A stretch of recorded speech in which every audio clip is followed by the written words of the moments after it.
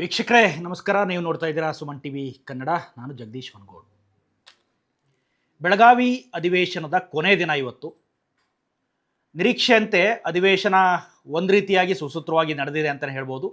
ಭಾಳಷ್ಟು ಅಭಿವೃದ್ಧಿ ವಿಚಾರಗಳ ಬಗ್ಗೆ ಅಥವಾ ಉತ್ತರ ಕರ್ನಾಟಕದ ಸಮಸ್ಯೆ ಬಗ್ಗೆ ಚರ್ಚೆ ಆಗಬೇಕಿತ್ತು. ಒಂದು ಹಂತಕ್ಕೆ ಅದು ಆಗಿದ್ದು ಬಹುತೇಕ ಕಡಿಮೆ ಅಂತಲೇ ಹೇಳಬೇಕು. ಯಾಕೆಂದರೆ ಈ CM ಬದಲಾವಣೆ ಸೂತ್ರದ ಬಗ್ಗೆನೇ ಭಾಳಷ್ಟು ಚರ್ಚೆ ನಡೆಯಿತು. ಅದರ ನಡುವೆ ಕೆಲವು ಮಸೂದೆಗಳು ಕೂಡ ಅಂಗೀಕಾರ ಆದವು, ಕೆಲವು ಮಸೂದೆಗಳನ್ನು ಕಾಯ್ದೆಯಾಗಿ ಅಂಗೀಕಾರ ಮಾಡಲಾಯಿತು.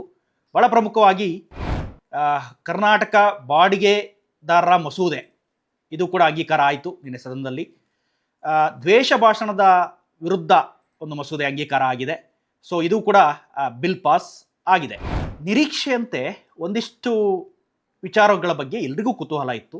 ಸದನದಲ್ಲಿ ಏನೇ ಗದ್ದಲ ಆದರೂ ಕೂಡ ಹೊರಗಡೆ ಕಾಂಗ್ರೆಸ್ ನಾಯಕರ ಒಂದು ನಿರ್ಧಾರ ಏನಾಗಿರುತ್ತೆ, ಮತ್ತು ಕಾಂಗ್ರೆಸ್ ನಾಯಕರ ಸಿದ್ದರಾಮಯ್ಯ ಬಣದ ನಾಯಕರು ಏನೇನು ನಿರ್ಧಾರ ಮಾಡ್ತಾರೆ ಅನ್ನೋದ್ರ ಬಗ್ಗೆ ಒಂದಿಷ್ಟು ಕುತೂಹಲ ಸಹಜವಾಗೇ ಇತ್ತು. ಕೆಲ ದಿನಗಳಿಂದ ಸಿದ್ದರಾಮಯ್ಯ ಅವರು ಮೌನ ವಹಿಸಿದ್ರು. ಯಾವಾಗ ಅಧಿವೇಶನ ಸ್ಟಾರ್ಟ್ ಆಯಿತು ಅವತ್ತಿನೂ ಕೂಡ ಅಂಥ ಜೋರಾಗಿ ನಾಯಕತ್ವ ಬದಲಾವಣೆ ಬಗ್ಗೆ ಮಾತೇನು ಕೇಳಿಬರಲಿಲ್ಲ. ಅಲ್ಲಿ ಇಲ್ಲಿ ನಾಯಕರು ಡಿನ್ನರ್ ಪಾರ್ಟಿ ಅಥವಾ ಬ್ರೇಕ್ಫಾಸ್ಟ್ ಮೀಟಿಂಗ್ ಇವೆಲ್ಲದನ್ನು ಮಾಡಿದ್ದಾಯಿತು. ಸೊ ಕೊನೆ ದಿನ ಬರ್ತಾ ಇದ್ದಂಗೆ ಸಿದ್ದರಾಮಯ್ಯ ಬಣದ ನಾಯಕರು ಒಂದಿಷ್ಟು ಅಲರ್ಟ್ ಆಗಿದ್ದಾರೆ. ನಿರೀಕ್ಷೆಯಂತೆಯೇ, ಅಂದರೆ ಬಹುತೇಕರಿಗೆ ಈ ನಿರೀಕ್ಷೆ ಇತ್ತು, ಸಿದ್ದರಾಮಯ್ಯ ಬಣದ ನಾಯಕರು ಈಗೇನು ಮಾಡ್ಬೋದು ಅನ್ನೋ ಕುತೂಹಲ ಇತ್ತು. ಆ ಕುತೂಹಲ ಈಗ ಜಗಜ್ಜಾಹೀರಾಗಿದೆ. 2 ದಿನದಿಂದ ಡಿನ್ನರ್ ಮೀಟಿಂಗನ್ನು ಮಾಡ್ತಾ ಇದ್ದಾರೆ. ಮೊನ್ನೆ ಸತೀಶ್ ಜಾರಕಿಹೊಳಿ ಅವರ ಮನೆಯಲ್ಲಿ ಎಲ್ಲ MLAಗಳು ಮತ್ತು ಎಲ್ಲ MLCಗಳಿಗೆ, ಅದರಲ್ಲೂ ಮುಖ್ಯವಾಗಿ ಸಿದ್ದರಾಮಯ್ಯ ಅವರು ಬಣದಲ್ಲಿ ಯಾರ್ಯಾರು ಗುರುತಿಸ್ಕೊಂಡಿದ್ದಾರಲ್ಲ ಆ ನಾಯಕರಿಗೆ ಕರೆ ಹೋಗುತ್ತೆ, ನೀವೆಲ್ಲರೂ ಕೂಡ ಊಟಕ್ಕೆ ಬರಬೇಕು ಅಂತ. ಸುಮಾರು ನಡುರಾತ್ರಿವರೆಗೂ ಈ ಮೀಟಿಂಗ್ ನಡೆಯುತ್ತೆ. ಶಾಸಕರು ಏನೇನು ಅಭಿಪ್ರಾಯ ಹೇಳ್ತಾರೆ ಅಥವಾ ಸಿದ್ದರಾಮಯ್ಯವರ ಬಗ್ಗೆ ಇರುವಂಥ ಅಭಿಪ್ರಾಯಗಳ ಸಂಗ್ರಹ ಈ MLAಗಳ ಅಥವಾ MLCಗಳ ಮೀಟಿಂಗಲ್ಲಿ ಆಗುತ್ತೆ. ಸೊ ಇಷ್ಟಕ್ಕೆ ಮುಗೀತು ಅಂತ ಅಂದ್ಕೊಂಡ್ರೆ ಬಹುಶಃ ಇಲ್ಲ. ನಿನ್ನೆ ಕೂಡ ಅದೇ ಡಿನ್ನರ್ ಮೀಟಿಂಗ್ ಮುಂದುವರೆದಿತ್ತು. ನಿನ್ನೆ ನಡೆದಂಥ ಡಿನ್ನರ್ ಮೀಟಿಂಗ್ನಲ್ಲಿ ಶಾಸಕರಿಗೆ ಅಥವಾ MLCಗಳಿಗೆ ಅವಕಾಶ ಇರಲಿಲ್ಲ. ಕೇವಲ ಸಚಿವರುಗಳು, ಸಿದ್ದರಾಮಯ್ಯ ಆಪ್ತ ಬಣದಲ್ಲಿ ಗುರುತಿಸಿಕೊಂಡವಂಥ ಸಚಿವರುಗಳಿಗೆ ಮಾತ್ರ ಅವಕಾಶ ಇತ್ತು. ಆ ಎಲ್ಲ ಸಚಿವರು ನಿನ್ನೆ ಹೋಗಿದ್ದರು. ಭಾಳ ಪ್ರಮುಖವಾಗಿ ಗೃಹ ಸಚಿವರು ಜಿ ಪರಮೇಶ್ವರ್ ಈ ಮೀಟಿಂಗಲ್ಲಿದ್ದರು. ಸತೀಶ್ ಜಾರಕಿಹೊಳಿ ಅವರೇ ಕರೆದಿರೋ ಮೀಟಿಂಗ್ ಆಗಿರೋದ್ರಿಂದ ಅಥವಾ ಕರೆದಿರುವ ಡಿನ್ನರ್ ಮೀಟಿಂಗ್ ಇದಾಗಿದ್ದರಿಂದ ಸತೀಶ್ ಜಾರಕಿಹೊಳಿ ಅವರ ಆಪ್ತ ವಲಯದಲ್ಲಿ ಇರ್ತಕ್ಕಂಥ ಕೆಲವು ಶಾಸಕರು ಮಾತ್ರ ಅಲ್ಲಿದ್ದರು. ಕಾರಣ ಏನಪ್ಪ ಅಂತಂದರೆ ಕೆಲವು ವ್ಯವಸ್ಥೆಗಳನ್ನು ಮಾಡುವ ಜವಾಬ್ದಾರಿ ಅವ್ರ ಮೇಲೂ ಇತ್ತು, ಬೆಳಗಾವಿ ಭಾಗದ ಶಾಸಕರ ಮೇಲೆ. ಸೊ ಸಮಾಜ ಕಲ್ಯಾಣ ಸಚಿವ SC ಮಹದೇವಪ್ಪ ಈ ಮೀಟಿಂಗ್ನಲ್ಲಿ ಭಾಗಿಯಾಗಿದ್ದರು. ಆಹಾರ ಸಚಿವ ಜಮೀರ್ ಅಹಮದ್ ಖಾನ್ ಮೀಟಿಂಗ್ನಲ್ಲಿ ಭಾಗವಾಗಿ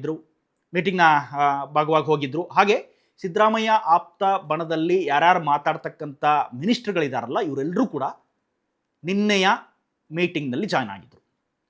ಸೊ ಎಲ್ರದ್ದು ಕೂಡ ಒಂದೇ ನಿರ್ಧಾರ, ಸಿದ್ದರಾಮಯ್ಯ ಅವರು ಯಾವ ಕಾರಣಕ್ಕೂ ಕೂಡ ಕೆಳಗಿಳಿಬಾರ್ದು, ಯಾವ ಕಾರಣಕ್ಕೂ ಕೂಡ ಅಧಿಕಾರವನ್ನು DK ಅವರಿಗೆ ಬಿಟ್ಕೊಡ್ಬಾರ್ದು ಅನ್ನೋದು ಎಲ್ಲರ ಬಹು ದೊಡ್ಡ ಬೇಡಿಕೆ. ನೀವು ಬಿಟ್ಕೊಟ್ರೂ ಕೂಡ ನಾವು ಬಿಟ್ಕೊಡೋದಕ್ಕೆ ಬಿಡೋದಿಲ್ಲ ಅನ್ನುವ ಒಂದು ಕಟ್ಟಾಜ್ಞೆಯನ್ನು ಹೊರಡಿಸಿದಾರಂತೆ ಎಲ್ಲ ಸಚಿವರು ಕೂಡ. ಸೊ ನೀವೇನೋ ಬಿಟ್ಕೊಡಕ್ಕೆ ತಯಾರಿದ್ರು ಕೂಡ ನಮಗೆ ನಿಮ್ಮನ್ನು ಬಿಟ್ಕೊಡುವ ಉದ್ದೇಶ ಇಲ್ಲ. ಅಥವಾ MLAಗಳ ಮೀಟಿಂಗಲ್ಲೂ ಕೂಡ ಇದೇ ಚರ್ಚೆ ಆಗಿದೆ, ನೀವು ಯಾವ ಕಾರಣಕ್ಕೂ ಕೂಡ ಕೆಳಗಿಳಿಬಾರ್ದು ಅನ್ನುವ ವಿಚಾರ. ಸೊ ಹಾಗಾದರೆ ಬಿಟ್ಕೊಡ್ಬಾರ್ದು ಅಂದರೆ ಏನು ಸಂದೇಶ ರವಾನೆ ಮಾಡಬೇಕು? ಹೈಕಮಾಂಡ್ಗೆ ಒಂದು ಸಂದೇಶ ಕೊಡಬೇಕಲ್ಲ. ಒಂದು ವೇಳೆ ಸಿದ್ದರಾಮಯ್ಯ ಅವರು 2.5 ವರ್ಷಕ್ಕೆ ನಾನು ನನ್ನ ಸ್ಥಾನವನ್ನು ಬಿಟ್ಕೊಡ್ತೀನಿ, DK ಶಿವಕುಮಾರ್ ಅವರಿಗೆ ಮುಖ್ಯಮಂತ್ರಿ ಆಗೋದಕ್ಕೆ ಅವಕಾಶ ಮಾಡಿಕೊಡ್ತೀನಿ ಅಂತ ಹೇಳಿದ್ದಾದರೆ ಆ ಮಾತನ್ನು ಈಗ ಸಿದ್ದರಾಮಯ್ಯ ಅವರು ಉಳಿಸ್ಕೋಬೇಕು ಅಂತಂದರೆ ಸಿದ್ದರಾಮಯ್ಯ ಅವರು ನೇರವಾಗಿ ಹೇಳೋಕ್ಕಾಗಲ್ಲ ಹೈಕಮಾಂಡ್ಗೆ ನಾನು ಬಿಟ್ಕೊಡೋದಿಲ್ಲ ಅಂತ. ಸೊ ತನ್ನ ಬೆಂಬಲಿಗರ ಮೂಲಕ ಸಂದೇಶವನ್ನು ರವಾನೆ ಮಾಡಬೇಕು. ಸಂದೇಶ ರವಾನೆ ಮಾಡೋದು ಹೇಗೆ ಅಂತ ನೋಡೋದಾದರೆ ಎಲ್ಲ ಶಾಸಕರು ಅಥವಾ ಎಲ್ಲ MLCಗಳು ಅಥವಾ ಎಲ್ಲ ಸಚಿವರುಗಳು ಕೂಡ ಪತ್ರ ಸಮರವನ್ನು ಮಾಡ್ತಾರಂತೆ. ರಾಹುಲ್ ಗಾಂಧಿ ಅವರಿಗೆ ಪತ್ರವನ್ನು ಬರೀತಾರಂತೆ. ಸಿದ್ದರಾಮಯ್ಯ ಅವ್ರನ್ನ ಏನಾದರೂ ನೀವು ಕೆಳಗಿಳಿಸಿದ್ದಾದಂಥ ಸಂದರ್ಭದಲ್ಲಿ ಕರ್ನಾಟಕದಲ್ಲಿ ಕಾಂಗ್ರೆಸ್ ಉಳಿಯಲ್ಲ, ಅಹಿಂದ ವರ್ಗದ ಎಲ್ಲ ಓಟ್ಗಳು ಕೂಡ ಡಿವೈಡ್ ಆಗುತ್ತೆ. ಕರ್ನಾಟಕದಲ್ಲಿ ಕಾಂಗ್ರೆಸ್ ಅಧಿಕಾರಕ್ಕೆ ಬಂದಿದೆ ಅಂತ ಹೇಳಿದರೆ ಅದಕ್ಕೆ ಕಾರಣ ಯಾವುದೋ ಒಂದೆರಡು ಜಾತಿಗಳಲ್ಲ, ಇಡೀ ಅಹಿಂದ ಗುಂಪು ಅಥವಾ ಅಹಿಂದ ವರ್ಗ ಒಟ್ಟಾಗಿದ್ರೇನೆ ಕರ್ನಾಟಕದಲ್ಲಿ ಈ ದೊಡ್ಡ ಮಟ್ಟದಲ್ಲಿ ಕಾಂಗ್ರೆಸ್ ಅಧಿಕಾರಕ್ಕೆ ಬಂದಿದೆ, ಇಷ್ಟು ದೊಡ್ಡ ಮಟ್ಟದಲ್ಲಿ MLAಗಳನ್ನು ಗೆಲ್ಲಿಸ್ಕೊಟ್ಟಿದ್ದಾರೆ ಅನ್ನುವ ವಿಚಾರವನ್ನು ರಾಹುಲ್ ಗಾಂಧಿ ಅವರಿಗೆ ಪತ್ರ ಮೂಲಕ ಸಂದೇಶವನ್ನು ರವಾನೆ ಮಾಡೋದು ಈ ಡಿನ್ನರ್ ಮೀಟಿಂಗ್ನ ಉದ್ದೇಶ.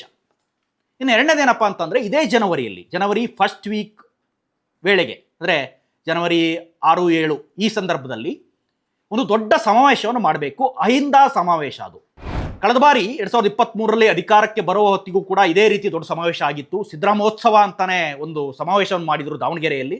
ಲಕ್ಷಾಂತರ ಮಂದಿ ಅಲ್ಲಿ ಸೇರಿದ್ರು.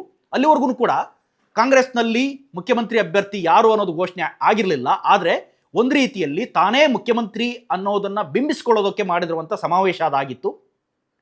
ಸೊ ಈಗ ಮತ್ತೆ ಅದೇ ತಂತ್ರಕ್ಕೆ ಸಿದ್ದರಾಮೋತ್ಸವವನ್ನು ಆಚರಿಸಿದ ರೀತಿಯಲ್ಲೇ ಅಹಿಂದ ಸಮಾವೇಶ ನಡಿಬೇಕು. ಅಹಿಂದ ಸಮಾವೇಶಕ್ಕೆ ಲಕ್ಷಾಂತರ ಕಾರ್ಯಕರ್ತರನ್ನು ಸೇರಿಸಬೇಕು. ಬಹುಶಃ ಮಧ್ಯ ಕರ್ನಾಟಕ ಭಾಗದಲ್ಲೇ ಈ ಸಮಾವೇಶ ನಡಿಬೇಕು ಅಂತ ಕೆಲವರ ಅಭಿಪ್ರಾಯ ಆಗಿದೆಯಂತೆ. ಕೆಲವು ಸಚಿವರು ಮುತುವರ್ಜಿಯನ್ನು ವಹಿಸಿ ತಮ್ಮ ಹಣಕಾಸನ್ನೇ ಹಾಕ್ಕೊಂಡು ಈ ಸಮಾವೇಶನ ಮಾಡೋದಕ್ಕೆ ತಯಾರಾಗಿದ್ದಾರೆ ಅನ್ನೋ ಮಾಹಿತಿ ಕೂಡ ಈಗ ಸಿಗ್ತಾ ಇದೆ. ಇದೆಲ್ಲದರ ನಡುವೆ DK ಶಿವಕುಮಾರ್ ಇವತ್ತು ಕೊನೆ ದಿನ, ಸಮಾವೇಶದ ಕೊನೆ ದಿನ, ಸದನದ ಕೊನೆ ದಿನ ಆಗಿದ್ರೂ ಕೂಡ ಉತ್ತರ ಕನ್ನಡ ಜಿಲ್ಲೆ ಕಾರವಾರದ ಸಮೀಪ ಅಂಕೋಲದಲ್ಲಿರುವಂಥ ಒಂದು ದೇವಸ್ಥಾನಕ್ಕೆ ಭೇಟಿ ನೀಡ್ತಾ ಇದ್ದಾರೆ. ಹೇಳಿ ಕೇಳಿ ದೈವಿ ಭಕ್ತರು DK ಶಿವಕುಮಾರ್ ಅವರು. ಅಲ್ಲಿನ ಜಗದೀಶ್ವರಿ ಅನ್ನುವ ಟೆಂಪಲ್ ಅಂಕೋಲದಲ್ಲಿದೆ. ಈ ಟೆಂಪಲ್ಲು ಸಮುದ್ರ ತಡಿಯ ಅಲ್ಲಿ ಅಂಕೋಲಾ ಭಾಗದಲ್ಲಿ ಬರುವಂಥ, ಕಾರವಾರದಿಂದ 30 ಕಿಲೋಮೀಟರ್ ದೂರದಲ್ಲಿ ಇರುವಂಥ ಪ್ರದೇಶದಲ್ಲಿ ಜಗದೀಶ್ವರಿ ಟೆಂಪಲ್ಗೆ ಬೆಳಂಬೆಳಗ್ಗೆ DK ಶಿವಕುಮಾರ್ ಹೋಗಿದ್ದಾರೆ. ಹೇಳಿ ಕೇಳಿ ನಾನೀಗ ಹೇಳಿದೆ ದೈವ ಭಕ್ತರವರು ಅಂತ. 2019ರಲ್ಲಿ ಅವರು ಜೈಲಿಗೆ ಹೋಗುವಂಥ ಸಂದರ್ಭದಲ್ಲೂ ಕೂಡ ಆ ದೇವಸ್ಥಾನಕ್ಕೆ ಹೋಗಿದ್ರಂತೆ. ಅಲ್ಲಿ ಕೆಲವು ಕಾರಣಿಕ ಅಥವಾ ಕೆಲವು ಹೇಳಿಕೆಗಳಾಗುತ್ತಂತೆ ಆ ದೇವಸ್ಥಾನದಲ್ಲಿ. ಅಲ್ಲಿನ ಪ್ರತೀತಿ ಅದು. ಅಲ್ಲಿನ ದೇವಸ್ಥಾನದಲ್ಲಿ ಪ್ರಸಾದ ಇಡೋದು ಮತ್ತು ಹೇಳಿಕೆಗಳನ್ನು ಮಾಡಿಸೋದಕ್ಕೆ ಪ್ರಸಿದ್ಧಿಯಾದಂಥ ದೇವಸ್ಥಾನ ಆ ಜಗದೀಶ್ವರಿ ಟೆಂಪಲ್ಗೆ ಇವತ್ತು DK ಶಿವಕುಮಾರ್ ಹೋಗಿದ್ದಾರೆ. ಬೆಳಂಬೆಳಗ್ಗೆ ಅಲ್ಲಿ ವಿಶೇಷ ಪೂಜೆ ಎಲ್ಲದೂ ಕೂಡ ನೆರವೇರ್ತಾ ಇದೆ.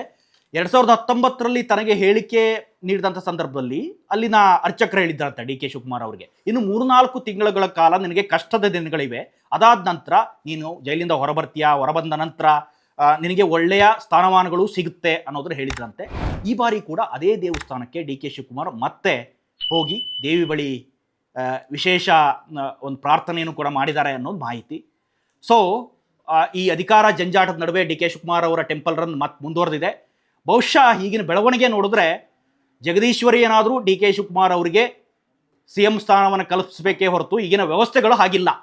ಅಥವಾ ಈಗಿನ ಈ ಸಚಿವರುಗಳ ಬಣ ಎಲ್ಲ ಏನಿದೆಯಲ್ಲ, ಇದನ್ನು ನೋಡಿದರೆ DK ಶಿವಕುಮಾರ್ ಅವರಿಗೆ ಅಧಿಕಾರ ಈಗ ತಕ್ಷಣಕ್ಕೆ ಸಿಗೋದು ಕಷ್ಟ ಅಂತ ಅನ್ನಿಸ್ತಾ ಇದೆ. ಇದಿಷ್ಟು ಈ ಕ್ಷಣದ ಅಪ್ಡೇಟ್ಸ್. ನಿರಂತರ ಅಪ್ಡೇಟ್ಸ್ಗಾಗಿ ನೋಡ್ತಾ ಇರಿ ಸುಮನ್ TV ಕನ್ನಡ.